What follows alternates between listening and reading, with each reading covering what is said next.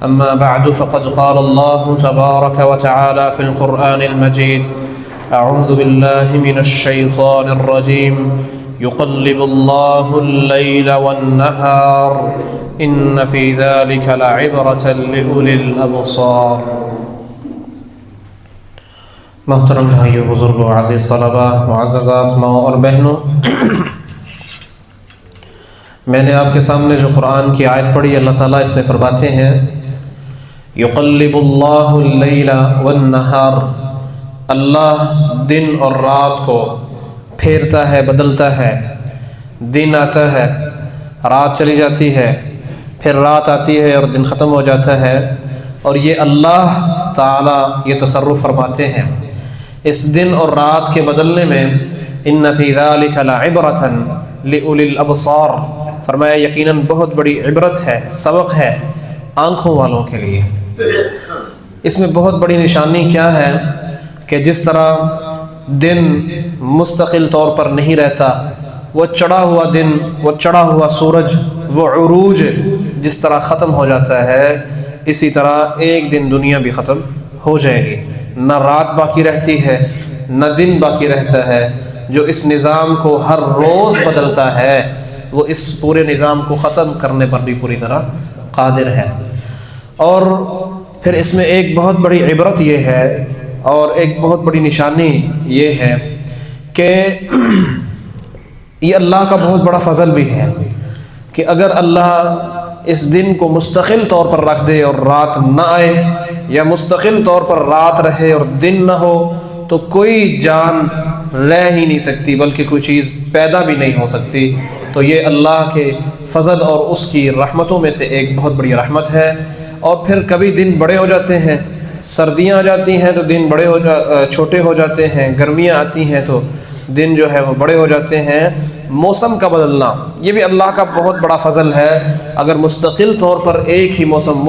مسلسل گرمی ہو تو بھی اس کو کوئی جان برداشت نہیں کر سکتی، اور اگر مسلسل دوسرا موسم ہو تو بھی اس کو کوئی جان برداشت نہیں کر سکتی۔ تو اللہ تعالیٰ موسموں کو بدلتا رہتا ہے، یہ اللہ کا بہت بڑا فضل ہے، اور اس میں عقل والوں کے لیے، دیکھنے والوں کے لیے بہت بڑی نشانی ہے کہ جب اللہ موسموں کو تبدیل کرنے پر قادر ہے تو وہ اس نظام کو تبدیل کرنے پر، اس دنیا کو لے جا کے دوسرا آخرت کا نظام قائم کرنے پر بھی پوری طرح قادر ہے۔ میرے عزیز بھائیوں، آج کے خطبہ میں انشاءاللہ العزیز ہم سردی آ رہی ہے، شروع ہو چکی ہے، اس کے متعلق جو شریعت نے ہمیں احکام سکھائے ہیں، سمجھائے ہیں، ہمارے کرنے کے کام، اس میں سے کچھ جتنی اللہ توفیق دے گا وہ آپ کے سامنے بیان کروں گا۔ سب سے پہلے اللہ تعالیٰ نے قرآن مجید میں فرمایا یا ایھا الذین آمنوا خذوا حذرکم، اے وہ لوگوں جو ایمان لائے ہو، اپنے بچاؤ کا سامان پکڑو، اپنے بچاؤ کا سامان پکڑو۔ اگرچہ یہ آیت جنگ کے متعلق نازل ہوئی، لیکن چونکہ اس میں لفظ عام ہے، اور علماء کا طریقہ یہ ہے کہ ہر عام لفظ سے وہ استدلال دوسری جگہوں پر بھی کرتے ہیں، تو کہیں پر بھی ایک ایمان والا مسلمان جس کو اپنے بچاؤ کی ضرورت ہو، وہاں اس کو اپنا بچاؤ کرنا چاہیے۔ تو جو موسم ہے اس کے مضر اثرات سے بچاؤ کا سامان کرنا اور اپنے آپ کو بچانے کے لیے اس کی تیاری کرنا، گویا اللہ نے اس کا قرآن مجید میں حکم دیا ہے۔ یا ایھا الذین آمنوا خذوا حذرکم، اے لوگوں جو ایمان لائے ہو، اپنے بچاؤ کا سامان پکڑو۔ اچھا، اور قرآن مجید میں اللہ تعالیٰ نے اس بچاؤ کے سامان کی طرف اشارہ بھی کیا، فرمایا والانعام خلقها لکم فیہا دفء ومنافع، اور چوپاؤں کو اللہ نے پیدا کیا، اس میں تمہارے لیے گرمی حاصل کرنے کا ذریعہ ہے، اور بھی اس میں تمہارے لیے بہت سارے فائدے ہیں۔ ومنها تأکلون، اسی سے تم کھاتے بھی ہو۔ تو پہلی چیز اللہ تعالیٰ نے کیا فرمایا؟ لکم فیہا دفء، تمہارے لیے اس میں گرمی حاصل کرنے کا، ہیٹ حاصل کرنے کا اللہ تعالیٰ نے اس میں تمہارے لیے ایک سبب اللہ نے اس کو تمہارے لیے بنا دیا ہے۔ تو اپنی جان کے لیے اپنے آپ پر خرچ کر کے جتنے بھی اللہ نے جتنی استطاعت دی ہے، اپنی استطاعت کے مطابق اپنا ملبوسات، اچھی چادر، اچھا لباس، اچھے جوتے، جرابیں، جیکٹ، جو اللہ نے استطاعت دی ہے اس کے مطابق اپنا سامان سردی سے بچنے کے لیے تیار کرنا، اپنے بچوں کے لیے تیار کرنا، گویا یہ اللہ کا حکم ہے، قرآن کا حکم ہے۔ بعض لوگ کیا کرتے ہیں کہ وہ اپنے تئیں بہادر بننے کی کوشش کرتے ہیں اور اپنے تئیں مضبوط بننے کی کوشش کرتے ہیں اور سمجھتے ہیں کہ ہمیں باور کرواتے ہیں کہ ہمیں سردی نہیں لگتی، تو وہ اندر سے ٹھٹر رہے ہوتے ہیں اور اوپر سے وہ اپنی بہادری دکھا رہے ہوتے ہیں۔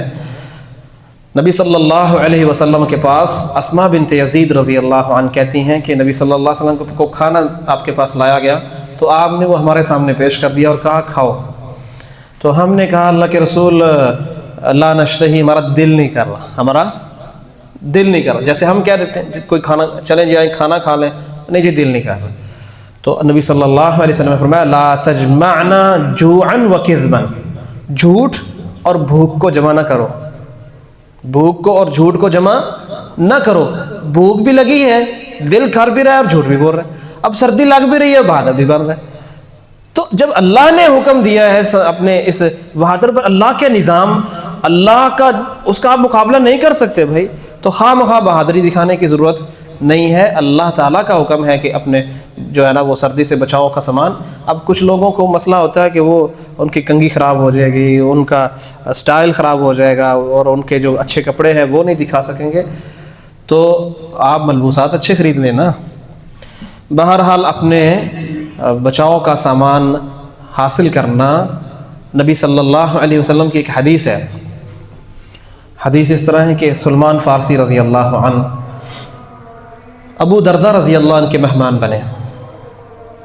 ابو دردہ رضی اللہ عنہ بڑے متقی قسم کے صحابی تھے، بڑے متقی تھے۔ سلمان فارسی رضی اللہ عنہ نے دیکھا کہ ان کی بیوی ام دردہ بڑی پراگندہ حالت میں ہے، کوئی بن سور کے کوئی اچھی حالت میں وہ نہیں رہ رہی، تو کہا بھئی تمہارا کیا مسئلہ ہے، اتنی پراگندہ حالت میں کیوں ہو؟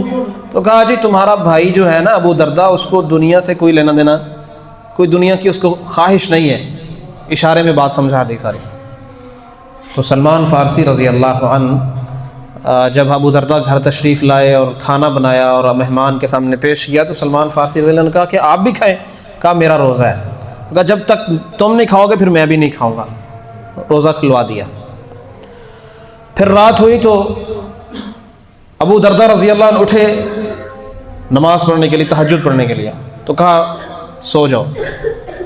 ابو دردہ رضی اللہ عنہ سو گئے۔ کچھ دیر گزری پھر اٹھے تو کہا سو جاؤ۔ پھر جب آدھی رات گزر گئی اور ثلث باقی رہ گیا، آخری رات، پھر کہا اب اٹھو، اور دونوں نے مل کر تہجد پڑھی۔ پھر جب صبح ہوئی تو ان کو بات سمجھائی، کہا ان لربک علیک حقا وان لنفسک علیک حقا وان لاہلک علیک حقا فاعط کل ذی حق حقہ، سب سے پہلے تیرے رب کا بھی تیرے اوپر حق ہے، پھر تیری جان کا بھی تیرے اوپر حق ہے، تیرے گھر والوں کا بھی تیرے اوپر حق ہے، اور ہر حق والے کو اس کا حق دو۔ اللہ کا حق اللہ کو دو، اپنی جان کا حق ہے اس کو بھی دو۔ اب کتنے لوگ ہیں کہ بچوں کے لیے بھی ملبوسات خرید لیے اور بیوی کے لیے بھی ان کو اچھی چیزیں خرید لی، میرا خیال ہے میری گزارا ہے، کوئی بات نہیں، میرا کام نہیں، وہ ان لنفسک علیک حقا، بھائی آپ کی جان کا آپ کے اوپر حق ہے۔ بعض لوگ خود کو بڑا مینٹین رکھتے ہیں، اپنی ہر چیز بہت اچھی، لیکن باقی بچوں کے لیے بیوی کے لیے گزارا کوئی نہیں، پچھلا گزارا کر لو۔ ولی اہلک علیک حقا، فرمایا نبی صلی اللہ علیہ وسلم سے پوچھا گیا کہ ہمارے گھر والوں کا ہمارے اوپر کیا حق ہے؟ فرمایا کہ اطعمھا اذا طعمت، جب تو کھائے تو ان کو بھی کھلا، واکسوھا اذا اکتسیت، اور جب تو پہنے تو ان کو بھی پہنا۔ تو دوسری چیز میرے بھائیوں جو بہت ضروری ہے، جو ہمارے اندر بہت کمی ہے، جس کا اہتمام ہمیں کرنا چاہیے، وہ احساس کہ سردی صرف ہمیں نہیں لگتی یا ہمارے بچوں کو نہیں لگتی، ہمارے ارد گرد رہنے والے، ہمارے ہمسائے، ہمارا محلے کے لوگ،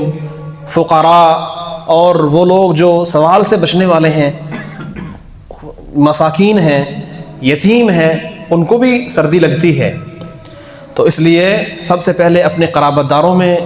آپ کے والدین ہیں، آپ کے بھائی ہیں، آپ کی بہنیں ہیں، شادی شدہ ہیں، بچوں والی ہیں، آپ سے سوال نہیں کریں گی، لیکن آپ کو علم ہے ان کی کیفیت کا۔ کتنے سارے ایسے لوگ ہیں کہ ہر موسم میں، ہر سردیوں میں وہ اپنی اچھی شاپنگ کرتے ہیں، اپنے لیے ملبوسات خریدتے ہیں، اپنے لیے اچھے جوتے خریدتے ہیں اور جرسی، کوٹ اور جرابے اور کیا کچھ خریدتے ہیں، لیکن وہ اپنے ہی محلے میں، اپنے ہی ہمسایوں میں ایسے لوگوں کو دیکھتے ہیں کہ وہ بیچارے نے کئی سالوں سے اس کے پاس ایک ہی چادر ہے، کئی سالوں سے ایک ہی وہ اس کے پاس جو ہے نا وہ گھسی پھٹی اس کے پاس جو جیکٹ ہے، دیکھ کے مذاق ضرور بنا لیں گے کہ اس نے ہمیں اب پہن لی ہے نا، اب دیکھنا ساری سردیاں یہ اتارے گا نہیں، مذاق ضرور بنا لیں گے۔ کبھی یہ بات ذہن میں نہیں آئے گی کہ اللہ کے بندے اگر اس کے پاس ہوتا تو وہ بھی خرچ کرتا، تو ہر سال اپنی جیکٹ بدل لیتا ہے تو کیا وہ انسان نہیں ہے؟ وہ نہیں بدل سکتا؟ اس کے پاس ہے نہیں تو پھر تمہیں احساس کیوں نہیں ہو رہا؟ کتنے سارے ہم سے لوگ ہیں جو یہ محسوس دیکھتے ہیں، نوٹ کرتے ہیں اس بات کو کہ میرے بچے جب اسکول جاتے ہیں میں نے ماشاءاللہ ان کے لیے دستانے بھی نئے ہر سال خریدتا ہوں، نئے دستانے پہن کے، جرابیں بڑی اچھی، اسکول کا نیا کوٹ گھر کے لیے الگ ہے، اسکول کے لیے بڑا زبردست میں نے پہنا کے، اور ٹوپی شوپی پہنا کے بچے کو بڑا گرم کر کے بڑے بچے اسکول جا رہے ہیں، اور اسی گلی سے گزرتے ہوئے کچھ ایسے بچے بھی جا رہے ہوتے ہیں جن کا ناک بہ رہا ہے، سردی کی وجہ سے ہم جانتے ہیں کہ وہ ہاتھ ان کے ٹھٹر رہے ہیں، نیلے کالے پیلے ہو رہے ہیں، تو ہمیں کیا لگے ہمارا تو بچہ نہیں ہے، ہمارا بچہ نہیں ہے، اس لیے ہمیں تو یہ احساس نبی صلی اللہ علیہ وسلم فرماتے ہیں ہمسائے کے متعلق مجھے جبریل نے اتنی وصیت کی، اتنی نصیحت کی، مجھے ایسا لگنے لگا کہ گویا جبریل تو ہمسائے کو وراثت میں شامل کر دے گا کہ اس کا وراثت میں بھی حصہ ہے۔ اب آپ ایک حدیث سے اندازہ لگائیں، نبی صلی اللہ علیہ وسلم نے فرمایا کہ جو شخص پیٹ بھر کے کھانا کھائے اور اس طرح سوئے کہ اس کا ہمسایہ بھوکا ہو، وجارہ جائع، اس کا ہمسایہ بھوکا ہو، یہ بندہ مومن ہی نہیں ہے۔ لیس المؤمن الذی یأکل وجارہ، فرما جائع، وہ بندہ مومن ہی نہیں جو خود کھاتا ہے، ہمسایہ بھوکا ہے، اور اس کے بارے میں حتیٰ کہ فرمایا اذا طبخت مرقۃ فاکثر ماءها وتعاهد جیرانک، جب تو شوربہ بنائے تو شوربے والا کھانا بنائے، ہنڈیا بنائے تو شوربہ زیادہ کر لیا کر، پانی زیادہ کر لے، اپنے ہمسائے کا خیال رکھ۔ جس ہمسائے کے متعلق اتنی وصیت کی، اگر وہ بھوکا ہے تو تیرا ایمان نہیں ہے، اگر وہ ٹھٹر رہا ہے تو پھر کیسے ایمان مکمل ہو گیا؟ اس کے بچے ٹھٹر رہے ہیں، اس کے بچے زکام میں مبتلا ہیں، سردی کی وجہ سے جو ہے نا وہ بیمار ہو رہے ہیں، اور میں ماشاءاللہ ملبوسات بھی اچھے ہیں، گھر میں جناب ہیٹر چل رہا ہے، اور ایئر کنڈیشنر ساری رات بھی ہیٹر چلانے والے ایسے ہیٹر میرے پاس موجود ہے کہ اس میں آگ کا بھی کوئی خطرہ نہیں ہے، اور میں سمجھو میرا ایمان مکمل ہے۔ تو اس لیے میرے بھائیوں، جہاں آپ 10,000 کی 15,000 کی جیکٹ خرید رہے ہیں، ذرا لیول نیچے کر لیں، اس کو ذرا سستا خرید لیں، اپنے ہمسائے کا خیال رکھیں، فقراء اور مساکین کا خیال رکھیں۔ جہاں آپ اپنے لیے ایک جوڑا خرید رہے ہیں، 2 3 4 جوڑے خرید لینا یار۔ اگر کچھ نہیں کر سکتے 8-10 جرابیں خرید کے آپ دیکھ لیں کس بندے کو ضرورت ہے، آپ ضرورت مند کو اس کو جرابیں لے دیں، وہ اپنے پاؤں کو سردی سے بچا لے گا۔ تو آپ اپنے محلے میں گزرتے ہوئے بچوں کو دیکھتے ہیں ان کے پاس دستانے نہیں ہیں، ہاتھ ٹھٹر رہے ہیں، تو آپ ان کو ایک بندے کو تو لے دیں یار۔ تو اس لیے احساس یہ بہت ضروری ہے کہ آپ احساس کریں کہ سردی صرف ہمیں نہیں لگتی، اور لوگوں کو بھی لگتی ہے، اور یہ ذمہ داری اللہ نے ہمارے ذمہ لگائی ہے کہ ہم ان کا احساس کریں۔ عزیز بھائیوں، اس سردی کے موسم میں ہم ایک بہت بڑی سستی کا شکار ہوتے ہیں، ایک غفلت کا شکار ہوتے ہیں، ایک غلطی کرتے ہیں جس سے نبی صلی اللہ علیہ وسلم نے منع فرمایا۔ آپ نے فرمایا المسلم من سلم المسلمون من لسانہ ویدہ، کامل مسلمان وہ ہے جس کے ہاتھ سے اور اس کے زبان سے دوسرا مسلمان محفوظ رہے۔ تو میرے بھائیوں، اس موسم میں کبھی جانے اور کبھی انجانے ہم سے ایسے کام ہوتے ہیں جس سے ہمارے مسلمان بھائیوں کو تکلیف ہوتی ہے۔ مثال کے طور پہ جب یہ موسم آ رہا ہوتا ہے یا موسم ختم ہو رہا ہوتا ہے تو بعض لوگوں کی طبیعت ذرا دوسروں سے مختلف ہوتی ہے، ان کو گرمی زیادہ لگتی ہے تو پنکھا چلا دیتے ہیں، اب وہاں لوگ بیٹھے دوسروں کو تکلیف ہوتی ہے، آپ کے اس پنکھا چلانے کی وجہ سے دوسروں کو تکلیف ہے بھائی، اور آپ گناہ کے مرتکب ہو رہے ہیں دوسرے مسلمان کو تکلیف دے کے۔ کچھ لوگ ہوتے ہیں وہ آتے جاتے دروازہ کھلا چھوڑ جاتے ہیں، آپ نہیں جانتے کہ کتنی خطرناک تکلیف ہے اگلے بندے کے لیے جب آپ دروازہ کھلا چھوڑ، عین ممکن ہے وہ بیمار ہو جائے، یکدم جب ہوا پڑتی ہے تو بندہ بیمار ہو جاتا ہے، زکام ہو جاتا ہے، تو آپ کا صرف دروازہ کھول دینا یا آپ کا صرف کھڑکی کھول دینا اگلے بندے کی بیماری کا باعث ہے۔ اور اسی طرح کچھ لوگ وہ ٹھنڈے ہاتھ باہر سے لا کے پھر وہ اپنے ہاتھ گرم کرتے دوسروں کو لگا کے، اس سے اپنے آپ کو بچائیں۔ اچھا، ایک اور بات ہے کہ وہ بعض لوگوں کی یہ عادت ہے، ماشاءاللہ پانی گرم ہے، گیزر میں اہتمام ہے، اب وہ تو اپنا ٹکور کر رہا ہے اور پانی ختم کر رہا ہے، ختم کر کے نکل گیا، باقی کے لیے پریشانی ہوگی۔ اس میں ایک قباحت قرآن میں جس سے منع ہے وہ بھی ہے، نبی اللہ تعالیٰ نے قرآن مجید میں فرمایا ان المبذرین کانوا اخوان الشیاطین وکان الشیطان لربہ کفورا۔ یہ جو فضول خرچی کرنے والے ہیں نا، یہ شیطان کے بھائی ہیں۔ آپ کہیں میرے گھر میں وہ گیزر نہیں ہے ٹینکی والا جو پانی ختم ہو جائے تو دوسروں کے لیے مسئلہ نہ بنے، میرا تو اسٹنٹ گیزر لگا ہے، آپ گیس کو ضائع نہیں کر رہے، آپ پانی کو ضائع نہیں کر رہے۔ اور اللہ کہتے ہیں کہ یہ فضول خرچی کرنے والے شیطان کے بھائی ہیں، اور شیطان ہمیشہ اللہ کا ناشکرا ہے۔ تو اس لیے جتنی ضرورت ہے اتنا استعمال کریں نا،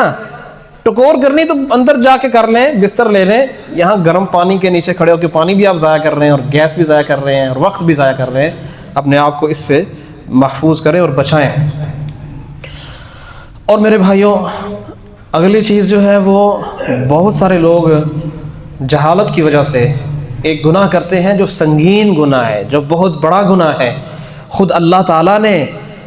اس کا شکوہ کیا ہے،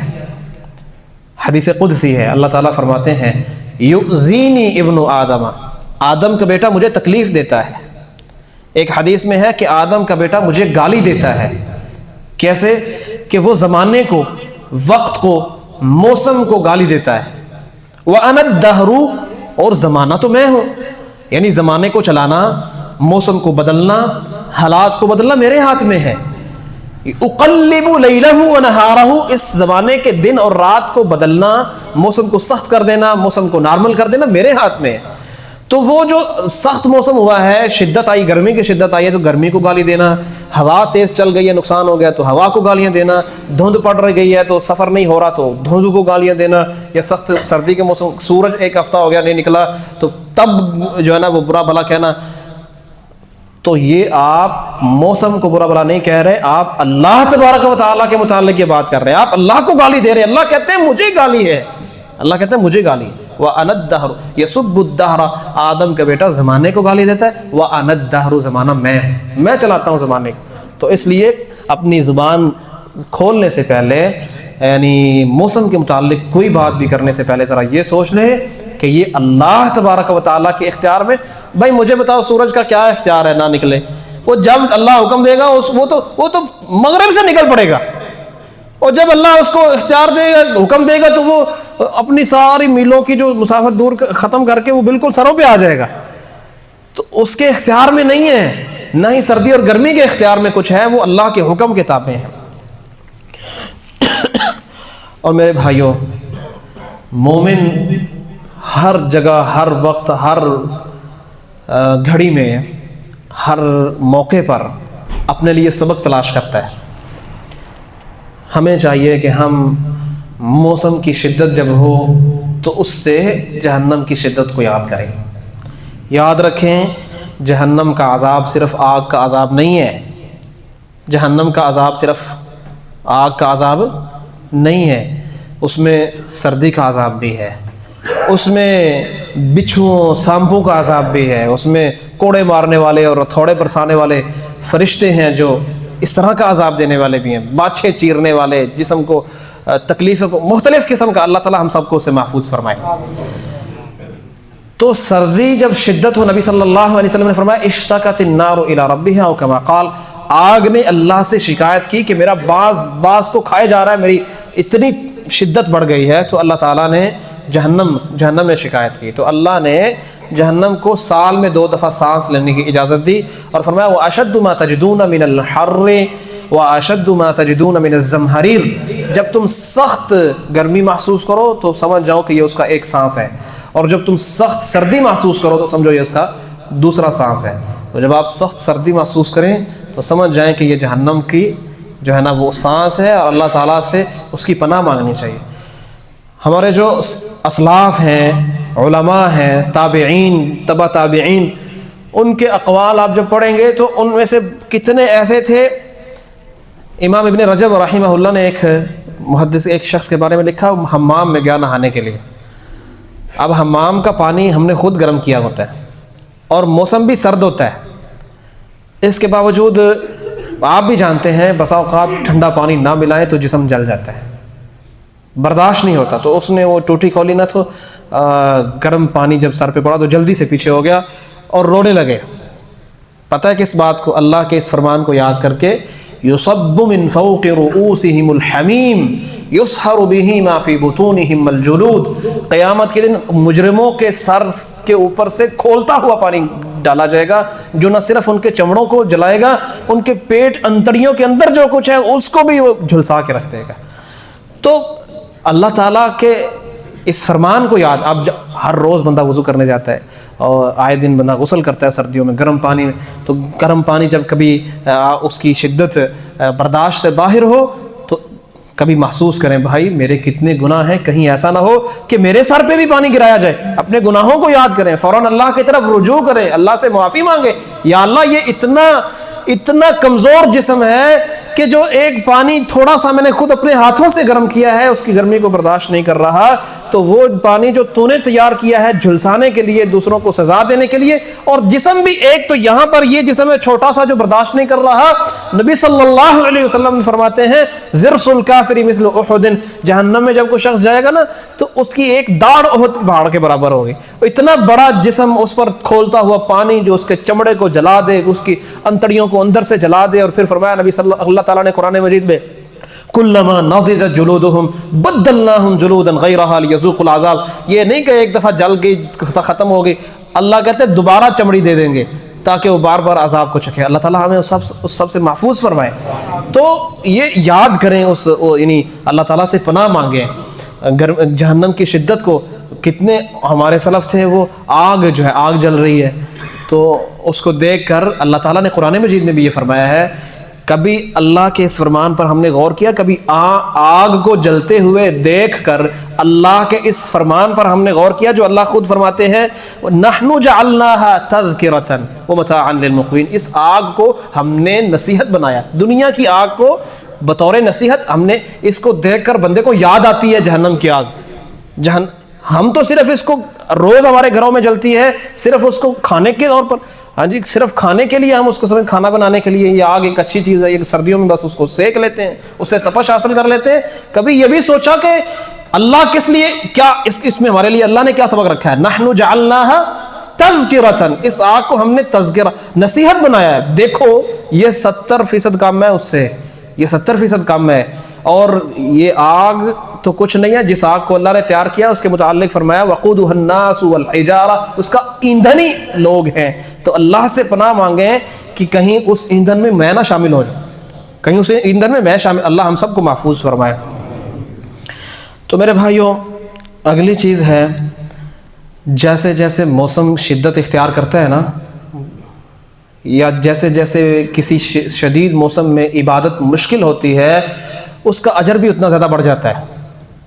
مثال کے طور پہ نبی صلی اللہ علیہ وسلم سے ایک شخص نے اجازت مانگی کہ میں مدینہ کے کونے میں رہتا ہوں، وہاں سے چل کر آتا ہوں، اگر آپ اجازت دیں تو میں قریب گھر لے لوں. آپ نے فرمایا نہیں، وہیں رہنا، تو وہاں سے آؤ، یعنی اجر زیادہ ہوگا.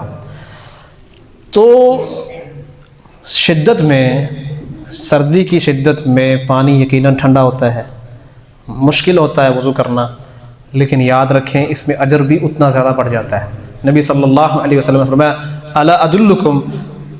علی ما یمحو اللہ بہ الخطایا ویرفع بہ الدرجات، کیا میں تمہیں ایسی چیز نہ بتاؤں جس کے ذریعے اللہ خطاؤں کو مٹاتا ہے اور درجات کو بلند کرتا ہے؟ تو صحابہ نے کہا کیوں نہیں اللہ کے رسول؟ آپ نے فرمایا اسباغ الوضوء علی المکارہ، اچھی طرح وضو کرنا ناپسندیدگی کے باوجود، دل نہیں کر رہا لیکن اس کے باوجود اللہ کا حکم مان کے اچھی طرح وضو کرتا ہے. اب بعض لوگ سردی کا جیسا ٹھنڈا پانی ہے تو جلدی سے کر لیتے ہیں، اس میں کچھ اعضاء، کچھ کونی، کچھ ایڑی کہیں سے خشک رہ جاتی ہے اور اس کو معمولی سمجھتے ہیں. نبی صلی اللہ علیہ وسلم نے باقاعدہ طور پر آواز لگا کر کہا ویل للاعقاب من النار. لوگ وضو کر رہے تھے، جلدی جلدی ان کے کچھ کسی کی نا ایڑیاں خشک رہ رہی تھی، تو آپ نے فرمایا ویل للاعقاب من النار، یہ جن کی وضو کرتے ہوئے ایڑیاں خشک رہ رہی ہیں کہیں کوئی تھوڑی تھوڑی جگہ، ان کے لیے ویل ہے، جہنم سے ویل ہے، ان کے لیے آگ سے ویل ہے، آگ ہے ان کے لیے، ان ایڑیوں کے لیے جو خشک رہ رہی ہیں. تو سردی میں یہ جلدی مچا کے تو کہیں اپنا کونی، کہیں اپنا بازو، کہیں ٹخنا خشک رہ جائے تو یہ جہنم کا باعث بھی ہے. لیکن اگر اچھی طرح کریں گے تو فرمایا اسباغ الوضوء علی المکارہ، یہ تو خطاؤں کو مٹانے کا اور درجات کو بلند کرنے کا ذریعہ ہے۔ آگے میرے بھائیوں، اللہ تعالیٰ نے دین اسلام کو بہت آسان فرمایا ہے۔ دین اسلام پر چلنا مشکل کسی کے لیے بھی نہیں ہے۔ تو اللہ تعالیٰ نے جہاں جہاں رخصتیں دی ہیں، اللہ کی رخصتوں کو قبول کرنا چاہیے۔ اللہ کی رخصتوں کو قبول کرنا، مثال کے طور پر ایک شخص سفر کرتا ہے اور وہ کہے میں پوری پڑھوں گا، یہ اللہ کے نبی کی نافرمانی ہے۔ یہ کوئی عبادت یا کوئی ذوق نہیں ہے، یہ کوئی جذبہ نہیں ہے۔ اللہ نے رخصت دی ہے، اللہ کی رخصت کو قبول کرو۔ اللہ کے نبی کی سنت ہے، آپ کا عمل ہے، آپ کیوں کہتے ہیں میں پوری پڑھوں گا؟ پوری نہیں، سفر میں آپ نے قصر کرنی ہے، اللہ کی رخصت ہے۔ تو اسی طرح اللہ تعالیٰ نے لوگوں کو رخصت دی ہے۔ مثال کے طور پہ قرآن مجید فرمایا وَإِن كُنتُم مَرْضَىٰ أَوْ عَلَىٰ سَفَرٍ أَوْ جَاءَ أَحَدٌ مِّنكُم مِّنَ الْغَائِطِ أَوْ لَامَسْتُمُ النِّسَاءَ فَلَمْ تَجِدُوا مَاءً فَتَيَمَّمُوا صَعِيدًا طَيِّبًا، فرمایا کہ اگر تم سفر پر ہو یا تم مریض ہو اور غسل کی ضرورت پیش آ گئی ہے تو پھر تم پانی نہیں پاتے تو تیمم کر لو۔ اچھا، ایک ہے کہ پانی ملا نہیں ہے، پانی نہ ملنے کا مطلب یہ بھی ہے کہ آپ پانی کو استعمال کرنے پہ قدرت نہیں رکھتے، آپ مریض ہیں یا مریض ہونے کا یقینی خطرہ ہے۔ آپ کو پتہ ہے اگر میں نے، بعض لوگوں کو الرجی ہوتی ہے ٹھنڈے پانی سے، وہ پانی کو ہاتھ لگاتے جائیں تو چھینکیں مار مار کے ان کا برا حال ہو جاتا ہے۔ تو اگر آپ کو یقینی طور پر یہ ہے کہ میں اگر غسل کروں گا یا پانی کو ہاتھ لگاؤں گا تو میں بیمار، ایک ہے کہ آپ کہیں کہ شاید بیمار ہو جاؤں، یقین آپ کو ہے، اب کرتے بھی رہتے ہیں، آپ کی اچھی حالت ہے، پھر نہیں۔ اگر آپ کو یقین ہے آپ بیمار ہو جائیں گے تو پھر اس میں رخصت ہے۔ میں آپ کو حدیث سناتا ہوں، عمر بن عاص رضی اللہ عنہ فرماتے ہیں کہ میں غزوہ ذات السلاسل میں ان کو جنابت پیش آ گئی، تو یہ امیر تھے اپنے لشکر کے، اور اپنی قوم کو ویسے ہی نماز پڑھا دی، تیمم کر کے نماز پڑھا دی۔ تو صحابہ نے نبی صلی اللہ علیہ وسلم کو آ کر بتایا، تو بلایا اور کہا عمر تم نے جنابت کی حالت میں اپنے لوگوں کو نماز پڑھا دی ہے۔ کہا جی اللہ تعالیٰ نے قرآن مجید میں فرمایا وَلَا تَقْتُلُوا أَنفُسَكُمْ إِنَّ اللَّهَ كَانَ بِكُمْ رَحِيمًا، اپنے آپ کو قتل نہ کرو، اللہ تمہارے اوپر جب رحم کرنے والا ہے تو تم کیوں قتل کرتے ہو اپنے آپ کو؟ تو آیت سنائی تو نبی صلی اللہ علیہ وسلم مسکرا پڑے، کچھ نہیں کہا۔ اس سے کیا سمجھ آئی کہ اگر شدید بیماری کا خطرہ ہے، آپ کو بیمار ہونے کا یقینی خطرہ ہے یا ہلاک ہونے کا خطرہ ہے یا آپ پہلے سے بیمار ہیں، کتنے ہمارے بزرگ ایسے ہوتے ہیں کہ وہ بیچارے پہلے ہی زندگی اور موت کی جو ہے نا وہ لکیر پر چل رہے ہوتے ہیں، تو اگر وہ وضو کریں یا غسل کریں تو وہ تو لمبی بیماری میں پڑ جائیں، سنبھالنا مشکل ہو جاتا ہے۔ تو اللہ تعالیٰ نے رخصت دی ہے، اس رخصت کو قبول کریں، تیمم کریں۔ تیمم وضو کا ہو یا تیمم غسل کا ہو، دونوں کا ایک ہی طریقہ ہے۔ نبی صلی اللہ علیہ وسلم کے صحابی عمار بن یاسر نبی صلی اللہ علیہ وسلم کے پاس تشریف لائے، کہا جی میں سفر میں تھا، جہاد کے سفر میں، اور جنابت پیش آ گئی، تو وہ جیسے گدھا زمین پر لوٹ پھوٹ ہوتا ہے نا، اس طرح زمین پر مٹی میں لوٹ پھوٹ ہو کر آ گئے، اور آ کر بتایا مسئلے کا علم نہیں تھا۔ تو نبی صلی اللہ علیہ وسلم نے فرمایا کہ تمہیں اتنا ہی کافی تھا۔ پھر آپ نے یہ کام کیا کہ زمین پر دونوں ہاتھوں کو مارا اور ان میں پھونک ماری اور اپنے چہرے پر ملا، اور دائیں ہاتھ کو بائیں پر اور بائیں کو دائیں پر مل دیا، اور کہا تمہیں اتنا ہی کافی تھا۔ اس سے یہ بھی سمجھ آئی کہ یہ بازوؤں پر، گردن پر اور دوسری تیسری پر جگہ پر مسح کی ضرورت نہیں ہے، یہی مسح ہے جو وضو کا بھی ہے اور یہی غسل کا بھی ہے۔ اچھا، اس کے بعد اللہ تعالیٰ نے ہمیں ایک رخصت دی ہے، سردیاں ہوں یا سردیاں نہ ہوں، جب آپ نے موزے، بوٹ جو ٹخنوں کو ڈھانپ رہے ہیں یا جرابیں پہنی ہیں تو اس میں آپ تیمم کا مسح کر سکتے ہیں۔ مقیم کے لیے نبی صلی اللہ علیہ وسلم نے 1 دن اور 1 رات کی مہلت دی، اور مسافر کے لیے 3 دن اور 3 راتیں نبی صلی اللہ علیہ وسلم نے یہ مہلت دی۔ اور یہ جو مدت ہے یہ شروع کب ہوتی ہے؟ یہ شروع ہوتی ہے جب آپ پہلا وضو کریں، پہلا مسح کریں۔ یہ نہیں کہ جب آپ نے پہنے تب نہیں، مثلا آپ نے صبح کے وقت پہنے اور آپ رات کو آپ کا وضو ٹوٹا اور آپ نے وضو کیا، اس وقت سے آپ کی مدت شروع ہوئی۔ اور اس میں شرط ہے، نبی صلی اللہ علیہ وسلم وضو کرنے لگے تو حضرت مغیرہ رضی اللہ عنہ آگے بڑھے تھا کہ آپ کے موزے اتاریں، تو فرمایا دعہما فانی ادخلتہما طاہرتین، چھوڑو ان کو نہ اتارو کیونکہ میں نے یہ باوضو ہو کر پہنے تھے۔ تو موزوں پر، جرابوں پر مسح کی شرط یہ ہے کہ آپ نے باوضو ہو کر پہنے، اگر بے وضو ہو کر پہنے پھر آپ کے چاہے 1 دن نہیں بھی ہوا اس کو اتار کر وضو کرنا پڑے گا۔ اور اگلی چیز یہ ہے کہ ایک چیز کا خیال رکھیں، نبی صلی اللہ علیہ وسلم نے فرمایا ان الملائکۃ تتعزى منہ یتعزى منہ ابن آدم، اللہ کے فرشتے اس چیز سے تکلیف محسوس کرتے ہیں جس سے آدم کے بیٹے کو تکلیف ہوتی ہے، اسی لیے نبی صلی اللہ علیہ وسلم نے مسجد میں لہسن اور پیاز کھا کر آنے سے منع فرمایا ہے۔ تو بعض لوگ ایسے ہوتے ہیں کہ ان کی جرابوں سے اسمیل آتی ہے، مدت ابھی پوری نہیں ہوئی، مسافر ہیں چلو، یا ایک دن بھی گزر جائے تو اسمیل آنے لگ جاتی ہے۔ اگر آپ کی جرابوں میں اسمیل ہے تو بھائی مسجد کے تقدس کا خیال رکھیں، اسمیل والی جرابیں لے کر مسجد میں نہ آئیں، اس سے اللہ کے فرشتوں کو بھی تکلیف ہوتی ہے اور لوگوں کو بھی تکلیف ہوتی ہے۔ ہم لوگ سردیوں میں چادر وغیرہ لیتے ہیں سردی سے بچنے کے لیے، تو جب تھوڑا سا موسم درست ہوتا ہے، دھوپ نکلتی ہے تو اس کی ضرورت ختم ہو جاتی ہے تو گلے میں لٹکا لیتے ہیں، کوئی حرج کی بات نہیں ہے۔ لیکن نبی صلی اللہ علیہ وسلم کی حدیث ہے، آپ کے متعلق فرماتے ہیں صحابی نہا رسول اللہ صلی اللہ علیہ وسلم عن السدل فی الصلاۃ، نماز میں صدل سے منع فرمایا۔ صدل کیا ہے کہ کوئی رومال، مفرل، چادر، کوئی بھی چیز آپ گلے میں اس طرح لٹکائیں کہ اس کے دونوں پلو سر پہ ہو چاہے گلے میں ہو، اس کے دونوں پلو نیچے کی طرف لٹک رہے ہوں۔ ایک کو آپ اٹھا کر اوپر ڈال لیں تو پھر کوئی حرج نہیں ہے، لیکن وہ دونوں پلو اس کے جو ہیں وہ لٹک رہے ہوں نماز میں، نبی صلی اللہ علیہ وسلم نے اسے منع فرمایا ہے۔ آگے پیچھے کی بات نہیں ہے، نماز میں ایسا نہ کریں، اس سے منع فرمایا۔ اور آگے ہے کہ نبی صلی اللہ علیہ وسلم کے متعلق یہ آپ نے منع فرمایا ان یغطی الرجل فاہ فی الصلاۃ، کہ آدمی نماز میں اپنا منہ ڈھانپے، نماز میں منہ ڈھانپنے سے سردی ہوتی ہے تو لوگ منہ ڈھانپ لیتے ہیں، اور آج کل ایسی کیپ بھی نکلی ہے جو گردن والی کیپ ہوتی ہے، اس کو ناک پہ بھی چڑھا لیتے ہیں۔ ایک ہے مجبوری کی صورت ہے، الرجی ہے بندے کو، اور جیسے میں نے آپ کو بتایا کہ چھینکیں آنے لگ جاتی ہیں، زکام لگ جاتا ہے، تو مجبوری کی حالت ایک الگ ہے، لیکن ویسے صرف سردی سے بچنے کے لیے تو نبی صلی اللہ علیہ وسلم نے اس سے منع فرمایا ہے۔ میرے عزیز بھائیوں، آپ دیکھتے رہتے ہیں سوشل میڈیا پر بھی ایک بہت بڑی غفلت لوگ اختیار کرتے ہیں جس کا نقصان بھی بہت لوگوں نے اٹھایا ہے۔ نبی صلی اللہ علیہ وسلم نے پہلے سے اس کی طرف توجہ دلا دی ہے۔ ایک گھر میں آگ لگ گئی،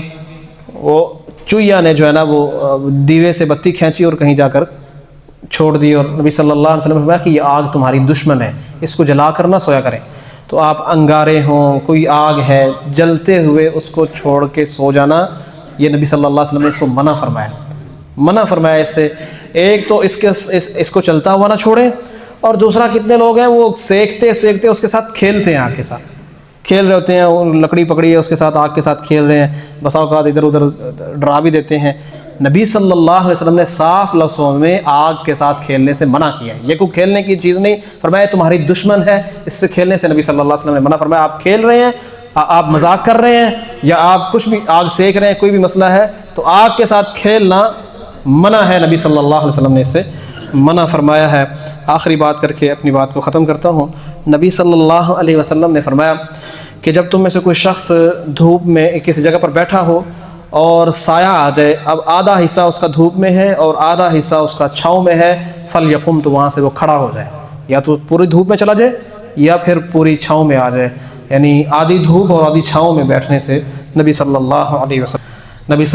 وسلم نے فرمایا الشتاء ربیع المؤمن، سردی کا موسم مومن کی بہار کا موسم ہے، یعنی اس موسم میں وہ عبادت کے میووں کو خوب کھاتا ہے،